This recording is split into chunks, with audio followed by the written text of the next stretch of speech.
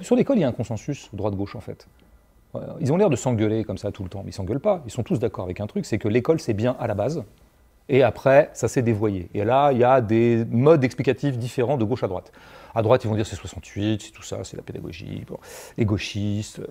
Et à gauche, ils vont dire manque de moyens, précarisation, libéralisme, blabla. Mais ils sont tous d'accord pour dire que l'école, à la base, c'est chouette, quoi. Et qu'il y a eu même un moment, l'implicite de ce discours-là serait qu'il y a eu un moment pas mal de l'école, quoi, où elle était émancipatrice, elle faisait passer des gens. Bon, ce moment, factuellement, n'a pas eu lieu. Factuellement, n'a pas eu lieu. Et quand il a émancipé les gens de leur classe, ça a été sur le schéma que j'ai décrit tout à l'heure, pour des raisons macro-industrielles, hein, pour des raisons de demande économique, qui ont profité, c'est vrai, à pas mal de prolos des Trente Glorieuses, comme par exemple mes parents, et à pas mal d'autres gens, en admettant d'ailleurs qu'ils soient, comment dire, c'est ça aussi que je n'ai pas dit sur les transclasses, c'est que parfois on les présente comme, enfin, je veux dire, comme des petits miracles, et deuxièmement comme quelque chose de, comme un parcours, comment dire, enviable.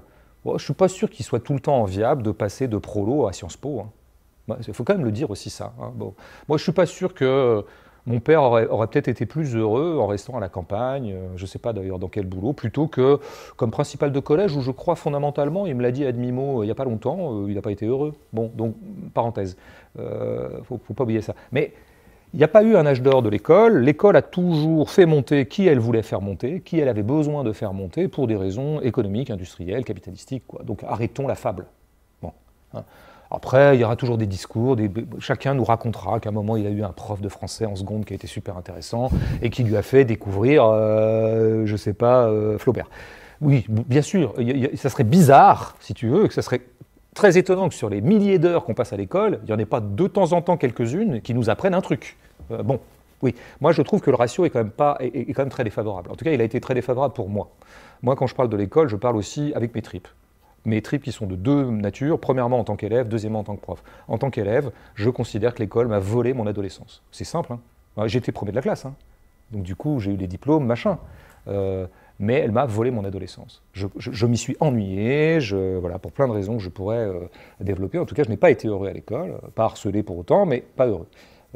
Et j'aurais bien voulu faire autre chose de mon corps triomphal de 16 ans, que je regrette beaucoup plus je vieillis, que de rester assis toute la journée à écouter des profs qui m'intéressaient qu'à moitié, et des matières dont à l'époque je n'avais pas un usage puissant. Maintenant tout m'intéresse. Maintenant les maths m'intéressent, la physique, tout m'intéresse, mais à l'époque non. Et on n'allait pas décréter que ça allait m'intéresser. Donc je travaillais comme un connard, c'est-à-dire je travaillais pour avoir des bonnes notes que j'avais. Et la deuxième chose, c'est comme prof, où j'ai vu, alors là, de l'autre côté, à quel point on me mettait dans une injonction impossible d'enseigner des choses à des classes populaires qui n'en voulaient pas. Et au bout du compte, je ne créais chez eux, et c'est là que j'en viens au point qui est pour moi la seule vraie raison suffisante pour complètement bazarder l'école, c'est qu'elle est une machine à humilier les pauvres, putain. Voilà, moi je l'ai vu comme prof.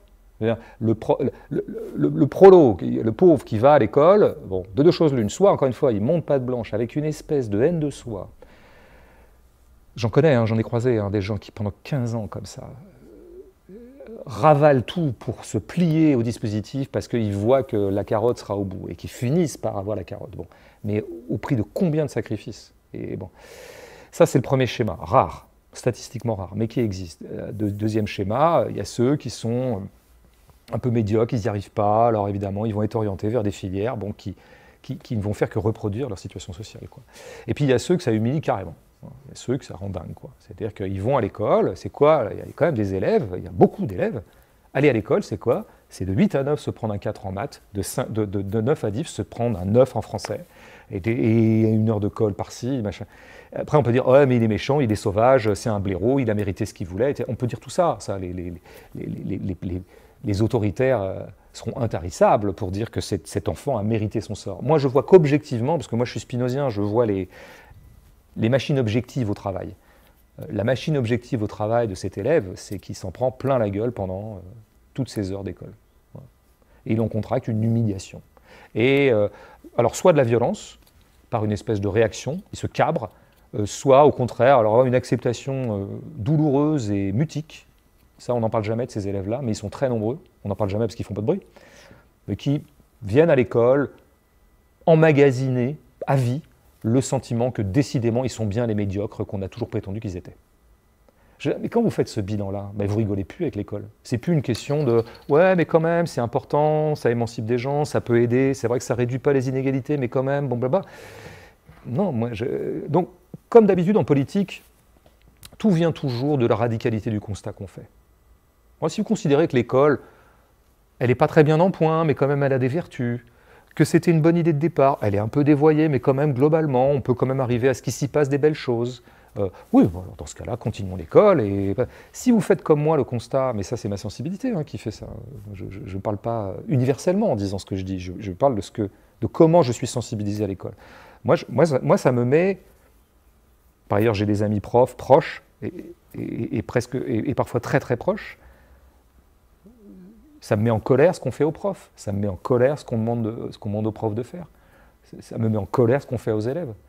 Alors vraiment, j'ai peu de colère dans ma vie, parce que c'est un élément du confort bourgeois dans lequel j'évolue.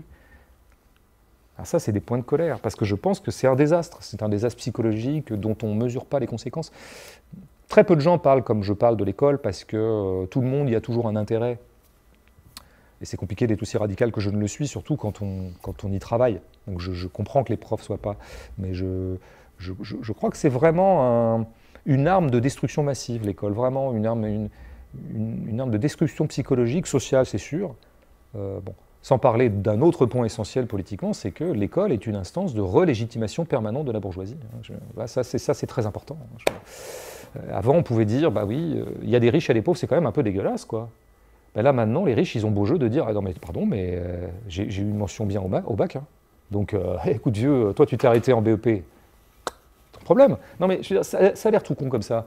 Mais la bourgeoisie adore l'école. Ça, il faut le dire. La bourgeoisie adore l'école. Et c'est d'ailleurs une des raisons pour lesquelles les États qui sont quand même aux mains de la bourgeoisie, aux mains du capital, continuent à dépenser énormément d'argent pour l'école.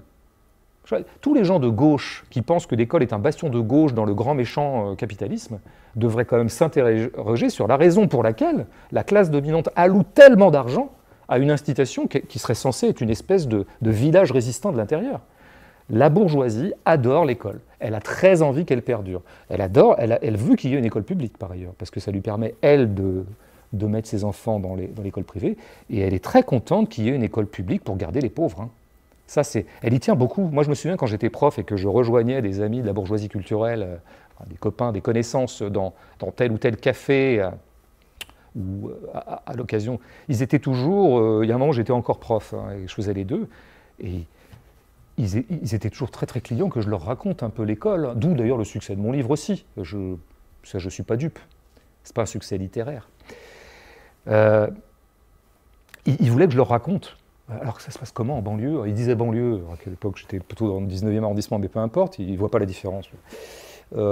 Et ils avaient très très envie que je leur raconte que c'est compliqué, mais on tient vraiment comme des gens de l'arrière auraient demandé à des gens du front, bon alors, les Allemands, on arrive à les neutraliser ou pas? Ça va, ça va, on est en 1916, ils n'ont pas avancé, bon, il y a déjà eu 3 millions de morts, mais enfin, globalement, c'est sécure. Ils avanceront plus. Bon, ok. Donc, il y a des pauvres blaireaux comme moi à l'époque et comme tout un tas de mes copains et de copines maintenant, surtout copines d'ailleurs, mouvement métier qui se déclasse, métier qui se féminise. Donc, beaucoup de jeunes femmes de 25 ans, littéraires, philosophes, férus d'histoire. On leur demande d'aller garder les prolos. C'est ça qui se passe quand même. Alors la bourgeoisie est tout à fait contente. Elle est pour d'ailleurs même augmenter le salaire des profs, parce qu'elle sent bien qu'il y a une crise des vocations. Donc il faut vite faire un truc pour que des jeunes femmes de 25 ans continuent à aller enseigner à Bondy, alors qu'elles ont fait un travail littéraire sur les fabliaux du Moyen-Âge ou Chrétien de Troyes. Bon voilà, je ne peux pas mieux dire. Donc, mais encore une fois, les positionnements, comment dire, la radicalité d'une proposition politique est toujours au diapason de la radicalité du constat. Et moi, oui, je fais ce constat qui est pour moi très, très radical sur l'école.